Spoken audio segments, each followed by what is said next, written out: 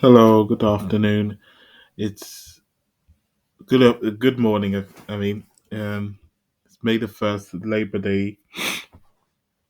Um, Labor Day is an annual event for the working class. Been hosted it since 1922. It was based on the Karl Marx. Um, you know, it's about the recognition of laborers across the globe. So yeah, today it's been 2 months since I did last video because life taken over, uni, COVID, psyop, Ukraine. Everything has been overwhelming, but I just wanted to continue this series. So yeah, let me introduce myself. My name is Ben, but I go by the name of Cave Crusher, and I just set up my YouTube channel to just uh, talk about the truth, you know, um, because not a lot of people are talking about these issues. And I have a history around world politics and stuff like that. You know, um, my knowledge has expanded. It's so much, and it can become information overload at times. But I just wanted to report on the issues that people have been having with this economic system today, that is reflective of the past and which the global south have been having for a long time. This fascist doctrine is not new, and it's just chicken coming home to roost right back at home with this massive changes being done through Davos. So today, which many people are affected by, today I want to focus on the points of the Berg Report. Even though this is Wikipedia, CI Wikipedia doesn't want to tell you, but it tells you some truth when you really look into it, when you look into what they admit of doing to regions. It's all about, liberalization, neoliberalization. You know what that means? It means like dropping tariffs within the region, for outside importation, flooding of importation, the improvement of agriculture policies that favors big agri, you know, decreasing, the public sector role and all this stuff, you know. So, the Berg Report was all about advocacy for outward looking policies of increased international trade. We know what that means, and it just shows this report made a big contribution, played a massive role in structural adjustment programs set by IMF and World Bank. These structural adjustment programs, called SAPs, destroyed local industries, affected local culture definitely over time, and destroy the local curriculums in these African countries in Africa that was developing. 20 20 plus years of independence, so-called independence, and you're hit with this neoliberalization agenda.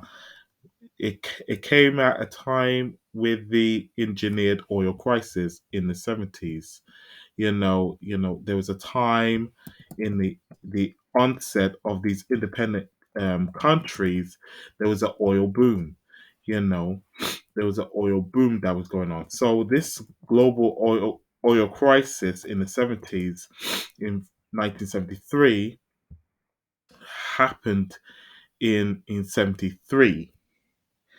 Britain was one of the first, I think the first, probably one of the first advanced economies to go to the IMF for bailout, you know, in 1976.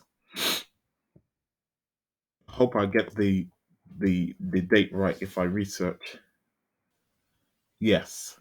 So it was engineered from the onset. And at that time, during the 70s, they were prepping. They were prepping for, you know, new new leadership to take us back to the Gilded Age. Because at the time when that was happening, this bailout in Britain, Labour was in power. So this Thatcher,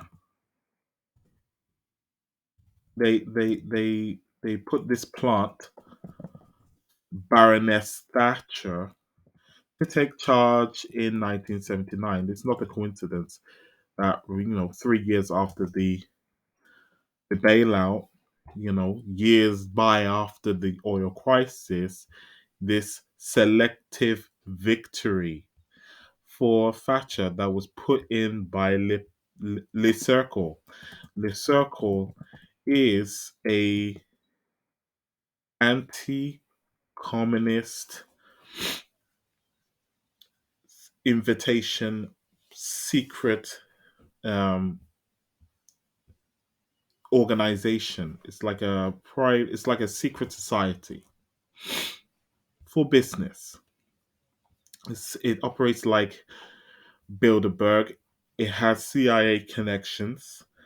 So they won't tell you, the Mockingbird medias in the UK, the Five Eyes media won't tell you what really went down with Thatcher in that rigged UK election selection in 1979.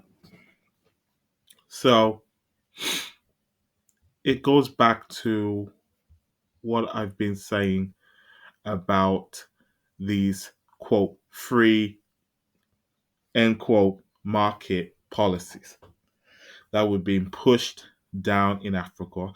And that was a time where the explosion happened with, the rise of foreign aid. It did not start in the 70s. Um, uh, Her name, forgot her name. She's an IMF Moyo. If I get her name again, um, I can. What's her name? Yeah, is it Dambisa Moyo? Yeah, something about Dambisa Moyo. Spreading a narrative on the controlled, outlets, business outlets, and establishment outlets, and conferences like TED Talks, talking about, the problems with Africa's economy of dependencies on foreign aid. She talks about the 70s flooding of that. No, it started mostly in the 80s, right after Thatcher and Reagan. At that time, the biggest campaign at that time was in their um, Live Aid campaign in the 80s, during the time of their engineered famine that was going on in Ethiopia from 1983 to 1985. So that was the timeline is very important. That was a time after the Berg Report was released and was pushed. Its policies was pushed. So they were trying to get out this TPLF Ethiopian government because that government sided with the its allies, the USSR at the time. So there was Cold War hotbeds was going on in Africa, and it was clear. It's clear what the goals was for Africa and countries like Ethiopia, the country that has not been colonized by these Berlin Conference gangs back in the 1884, 1885. And this is a way to seek revenge on Ethiopia, like they did to Haiti eventually, um, in recent times after that earthquake crisis in 2010. So a lot of big business, was shaping, controlling that region, bringing instability to the global economy. It was engineered. So bringing this instability to African countries, in fact. And, that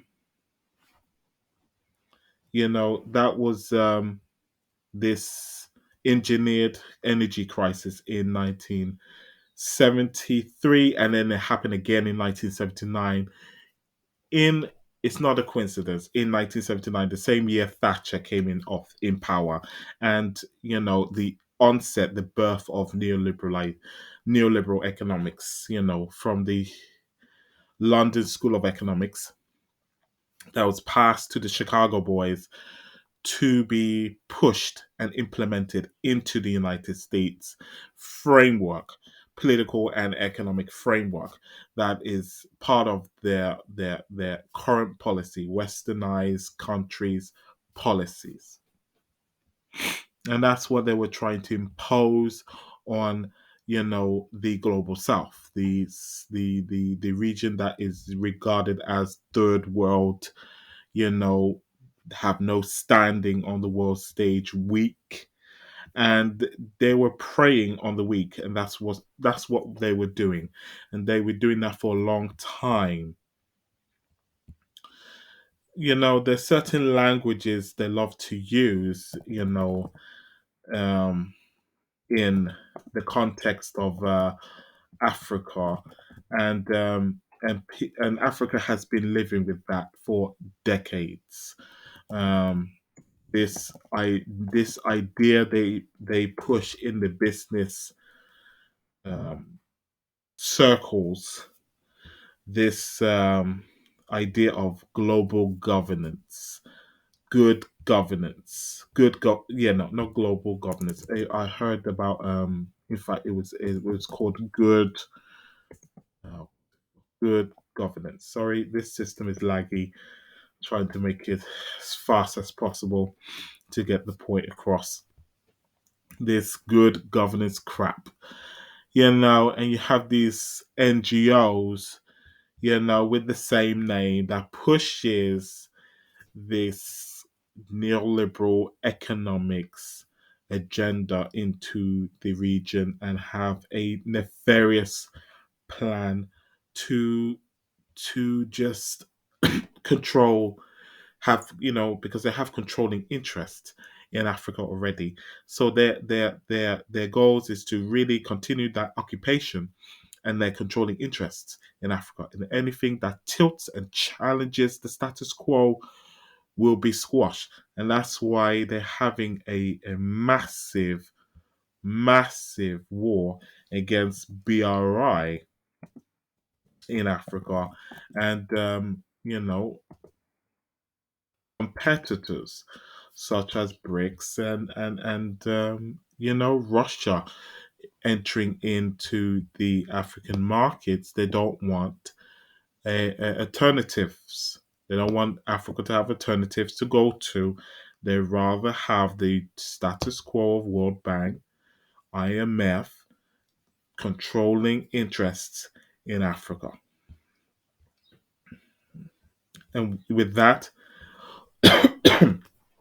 that leads to less ownership locally, less management ownership, management of African locals in these businesses, in these multinationals. Is all about controlling interest. And it's a fact that historically, colonialism never left. It's neocolonialism.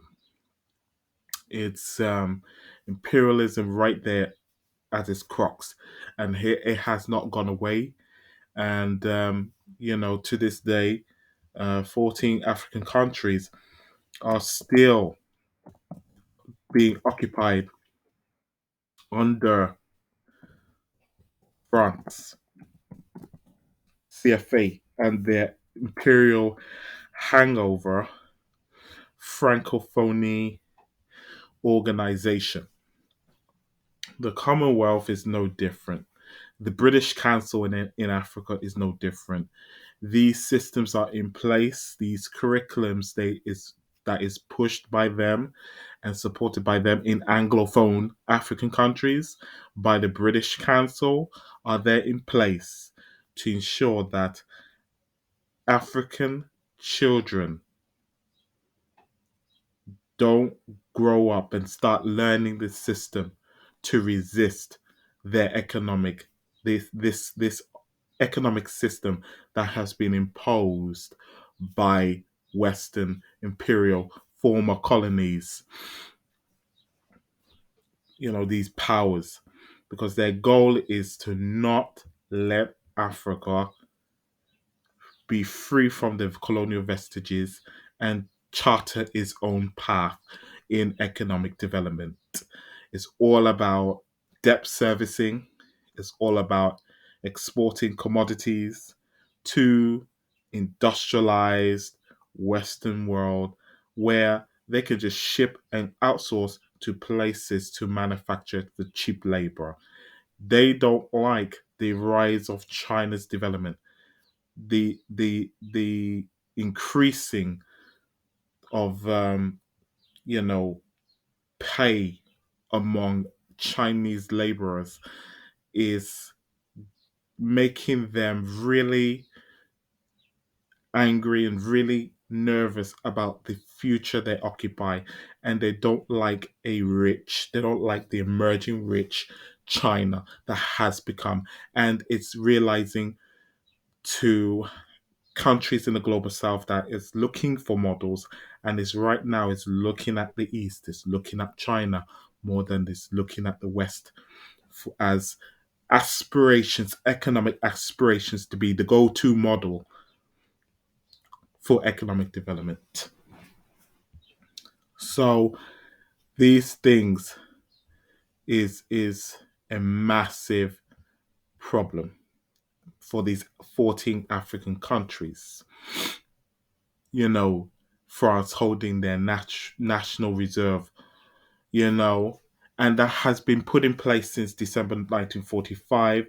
It has not went away since so-called independence. Independence was just on paper, and leaders like Nkrumah warned that it's not enough. Independence is not enough. He's talked about independence. It's not enough. He warned the African community in the continent. He talked about the independence struggle before he was overthrown as president, the first president of Ghana, by outsiders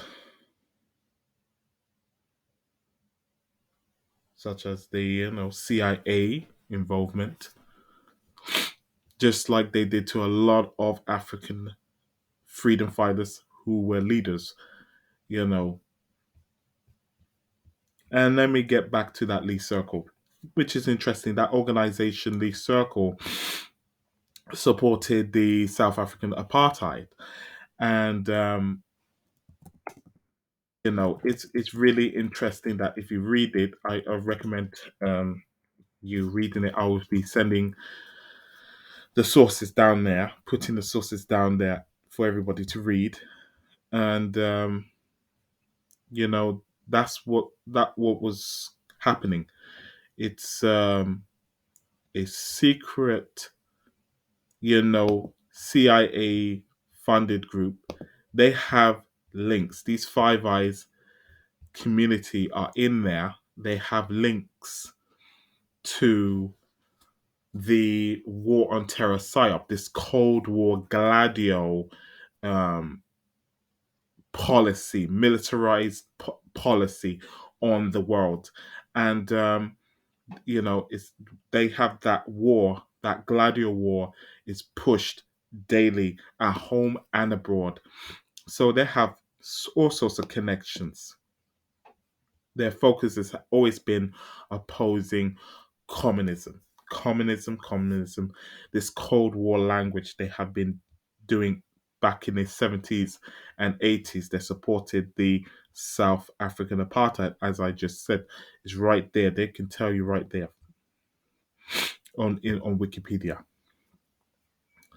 So yeah, this article will tell you about who they are, and this is their circle. This is the building right there, and this is the organization that cemented Thatcher's leadership in the late 70s.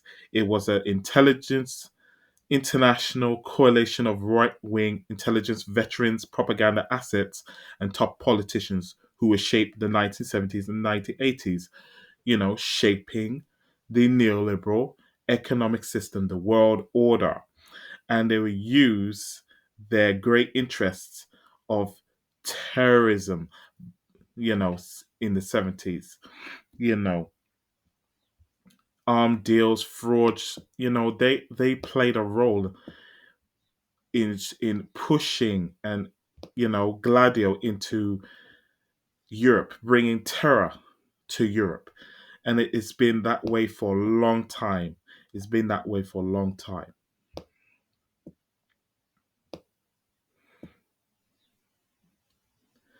They have, they are a group of European and American professionals. These people, they are politicians, retired ambassadors, former generals, lawyers, bankers, and active participants in banking, oil, shipping, publishing, and trading companies who are interested in preserving a positive Atlantic dialogue. It's been written in 2000 by a single web page at the Atlantic Cercle.com, which describes the organization. It's no different to what they sit on the table with at the Council of Foreign Relations, the Chatham House, the but what's it Bilderberg, and places like the World Economic Forum, Davos, at Davos. So it's all interlinked today. And the war has never left, it never stopped. It's still happening to this day. And, their goals are real clear, what they have in store for us at home and abroad.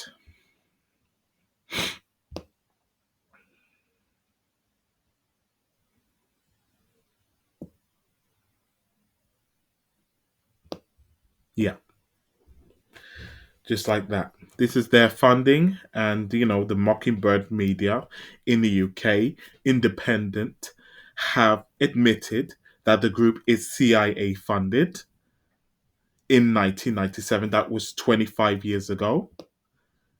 A right wing think, or rather thought tank, funded by the CIA, which churns Cold War concepts around.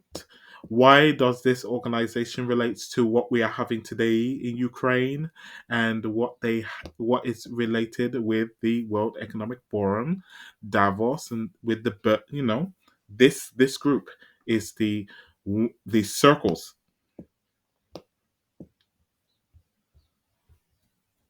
of pushing their agendas, their Cold War agendas, at home and abroad.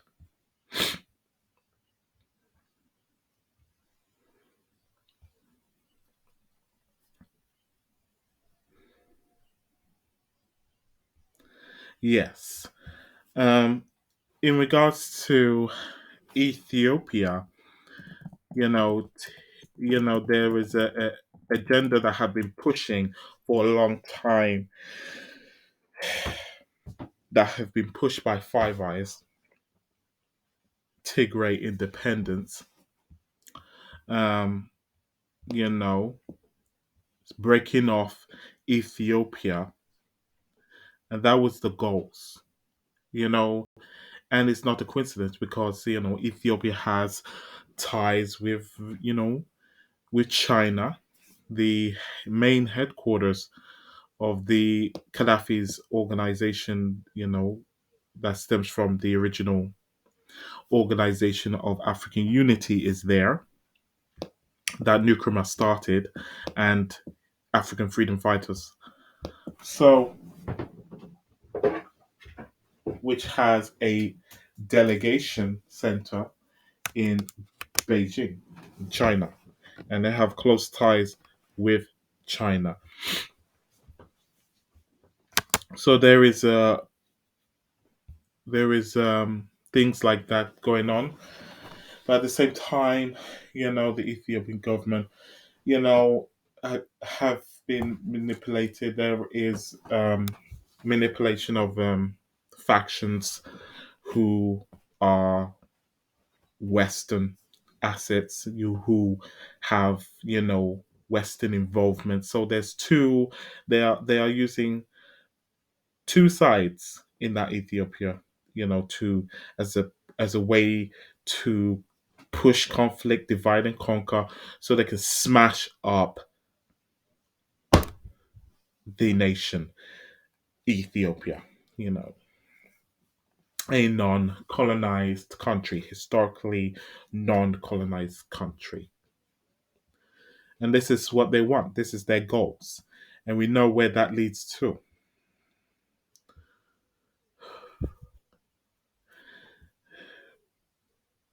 Zygmunt Brzezinski has said a lot of things. And his desire was, was the Eurasia plan to really take over these strategic natural resources, and it's the same thing for the global south he has. And the goal is for multinationals and major cities to take role in their new world order, to control these geographical areas, undermine the importance of the protection of nation states, jurisdictions, destroy their constitutions, destroy their laws, and prop up city states concepts. And you have the idea in the 21st century, which has been upgraded with the idea of smart cities, having its own policy, its police system, jurisdictions. It's like City of London turbo boost. And that's what they have in mind, goals for like that Singapore style smash, nation smashing agendas, and it's all about big business controlling these entities and making policies over the people. Over the people.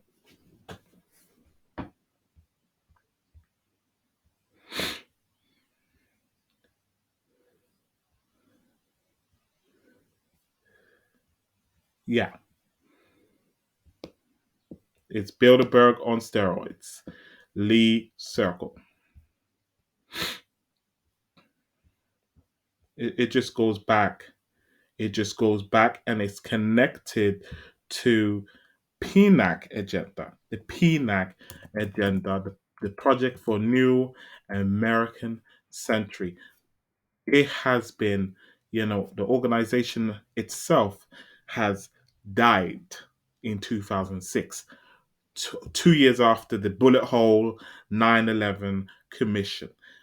But the agenda has not changed on these two targeted main countries, these main rivals. In fact, three. So China, Russia, and Iran. These three main countries of targets, hit list. Their goal is to destroy these these three countries. Rand Rand Corporation is involved and has connections with it.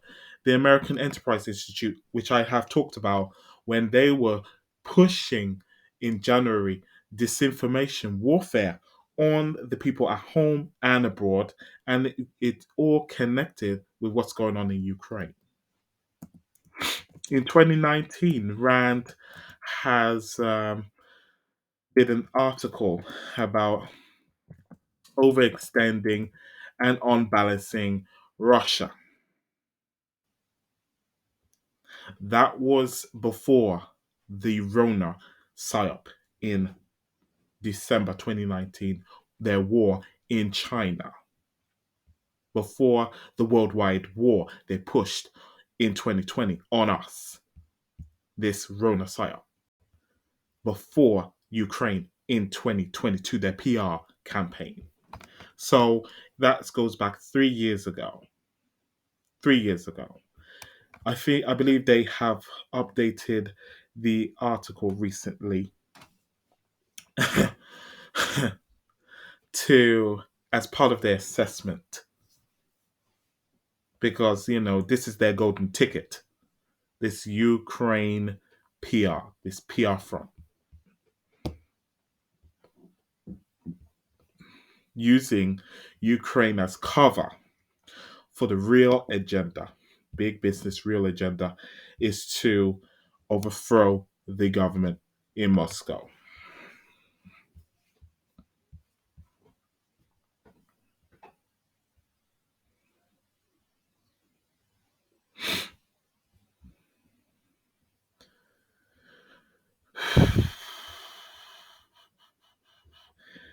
It's only now that it's only now they started to talk about it. I've been talking about it for months, way before March 2022. I've been talking about this since February, day one of their PR campaign of quote Russia invasion end quote. When Russia went to Ukraine in invitation by Eastern Ukraine regions of Donbass.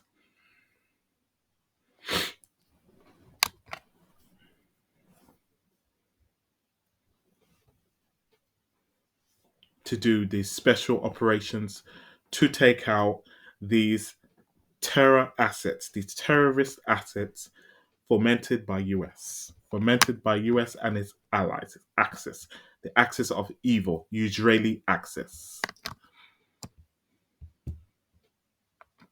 So let me get the article if it's opened. Yeah, they have a whole assessment with their agenda, overextending and unbalancing Russia. It means, in English, regime changing Russia, changing its political system, economic system, underlining core system, which is the economic system, neoliberalize that country.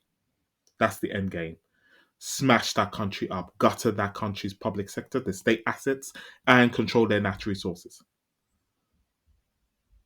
Smash that country up and and make Russia to cease existment. That's what they nearly done in the 90s with their neoliberal shock doctrine. They were going to that path of splitting Russia into 10 parts.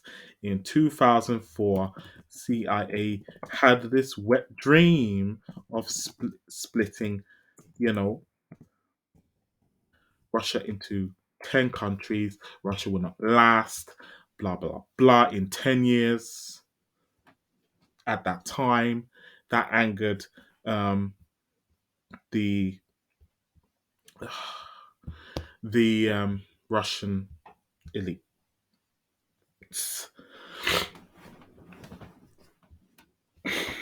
the Russian establishment in Kremlin. So that's exactly what they were doing, and that's their strategy. That's their strategy for dealing with Russia. You know, finding ways, their weak spots. You know, and it was their plan all along. It's all about just stumping on that natural gas, cheap natural gas that Russia has. These LNG, liquefied natural gas, increasing Europe's ability to import gas from supplies other than Russia. Make lives miserable for the people abroad, in those targeted countries abroad, and people at home. While they push their 50 trillion agenda, green,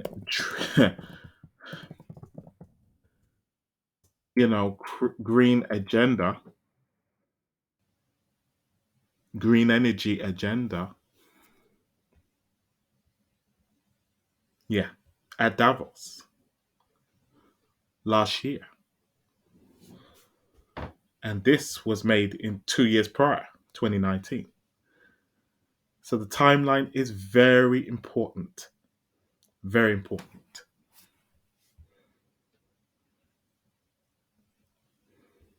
So this is their goal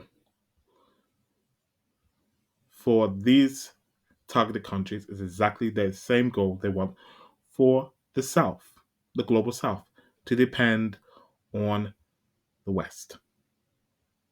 To depend on the West and don't get better deals. Don't get better deals from alternatives.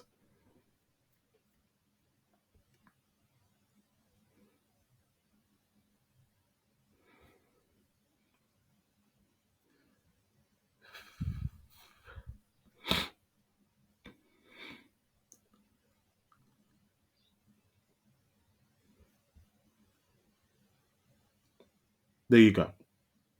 There you go. That's the exact same tactic. This is everything they do in these targeted countries is exactly the same policy they push in poor countries in the global south, encouraging the immigration from Russia of skilled labor and well educated youths that could help the United States and other receiving countries in the westernized world and hurt Russia.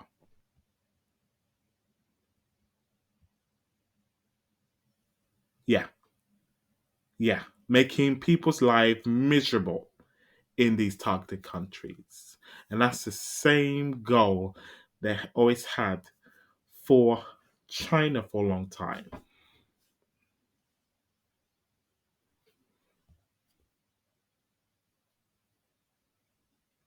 Always. This is what they have in mind for Mexico, South America, Africa, China, places like China, Russia, India, Brazil, all about cheap labor. marked as skilled labor, yeah, cheap labor to get into these westernized countries, suppress the wages, suppress these wages for them and locals, making people's lives miserable at home and those undocumented immigrants and those with visas as well. It includes those as well. Skilled laborers. You know, that's what it's about. That's what about through skilled labor by brain draining those that targeted country. It's exactly what they've been doing to African countries for a long time. This is not new to Africa.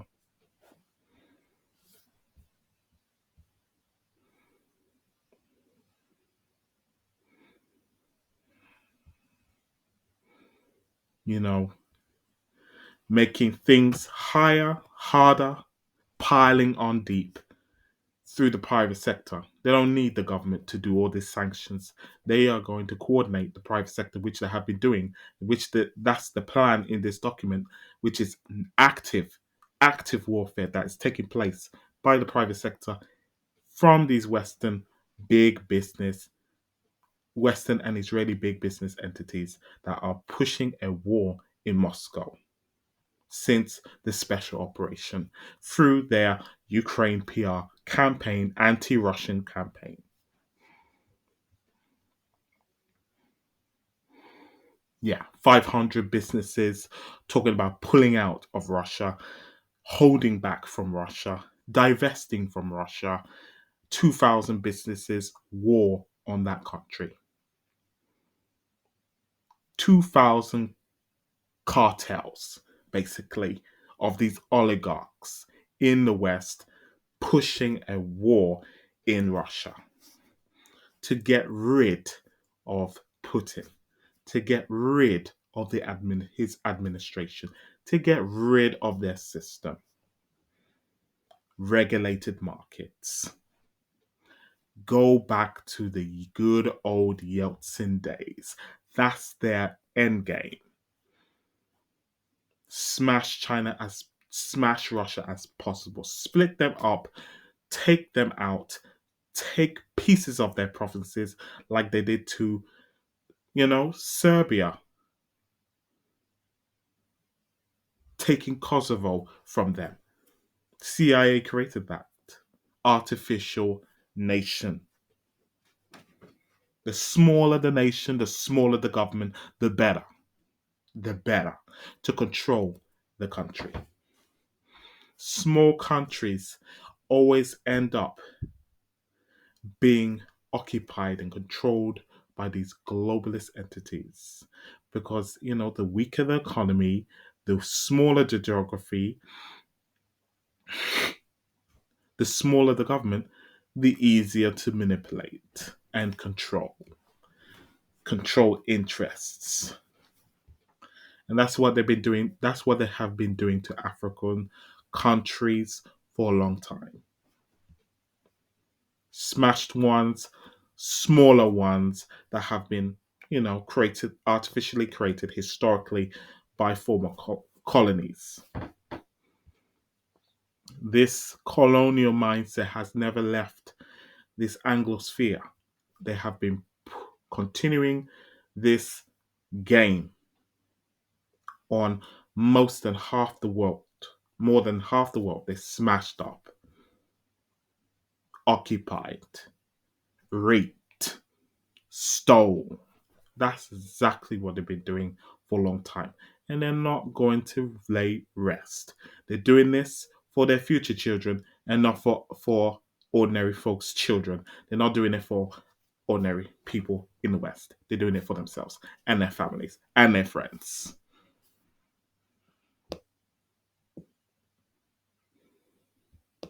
Because they don't like the idea that there is an alternative out there that is where people can see people are getting rich in that region, in that east. We are getting poorer in the west. The middle class is shrinking in the west.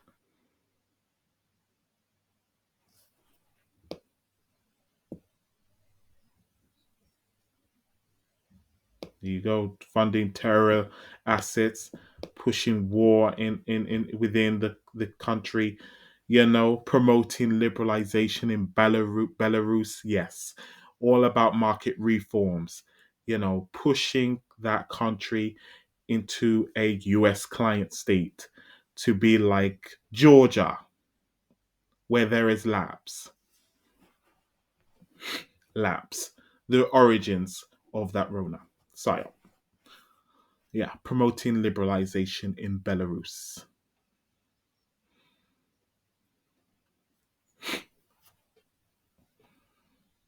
And that is not working. That is not working for them right now because they have a pro-Russian leadership in Belarus.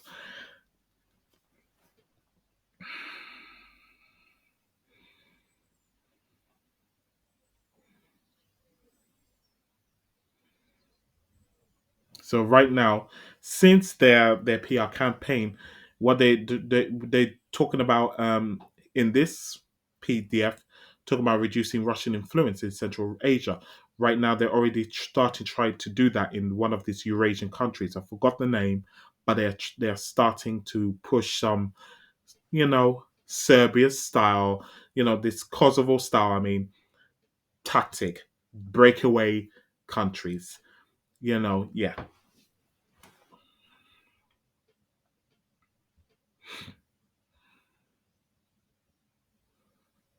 breakaway countries under Western control, westernized, liberalized,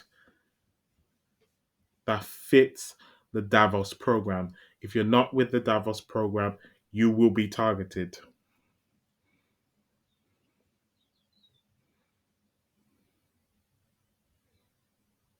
Boom, boom, boom, boom. That's what I've been looking for. That name, Transnistria. Transnistria. That is taking place as we speak. Their attempts, their attempts. Flip Transnistria and expel the Russian troops from the region would be a blow to Russian prestige, but it would save Moscow money and all this stuff, blah blah, whatever that fucking. This is what I'm talking about. Look, geo, geo, geopolitical cost imposing options provide lethal aid to Ukraine. This is 2019. Increased support to Syrian rebels. They've been doing that for years. Look at that. Push, push neoliberalization in Belarus. Reduce Russian influence in Central Asia. There you go. There you go. Flipping Transnistria.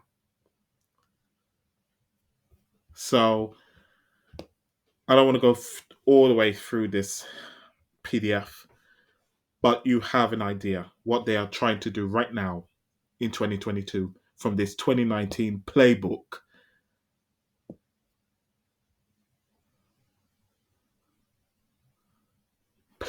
they created at the time while they were pushing and trying to destabilize China at that time with the Hong Kong riot assets,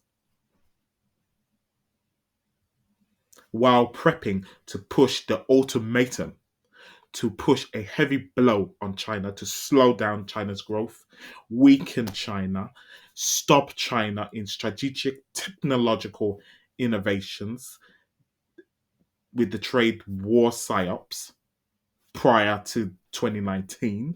Yeah, look at what they're doing. Look at what they're doing. Look what they're doing right now. It's all about controlling interests. They don't want alternative. They don't want a competitor where the world will see that the Western option is a scam. The Davos is a scam, and they don't want that. They don't want that to happen. They don't want their agenda to be collapsed. So that's the agenda right there. And that's why they will continue to keep pushing for global governance, good governance in Africa, places like Africa, and trying to continue to push their faux poison into the region. Into the region. Big pharma poison into the region because most people in the region, they're not participating. They're not participating in getting injected. They're not participating in installing the program on their phones to be traced and tracked and controlled.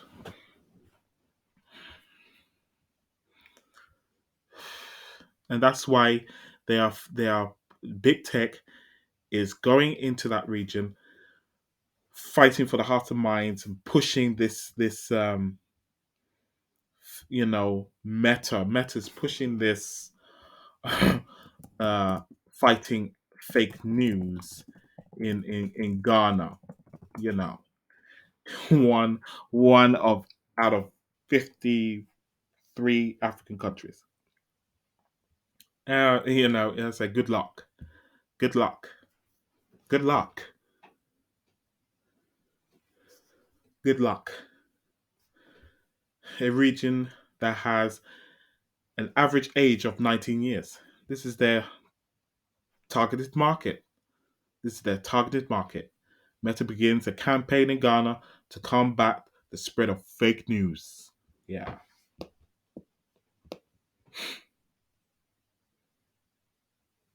I don't think this article is loaded, but you get the idea here. Yeah. This is their initiative. Hashtag no false news zone campaign.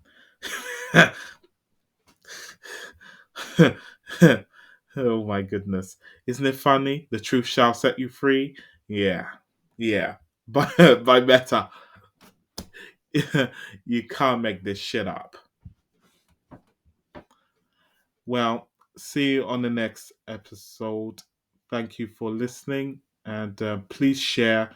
And I will send you all the links I have shared with you in the comment section. So, thanks.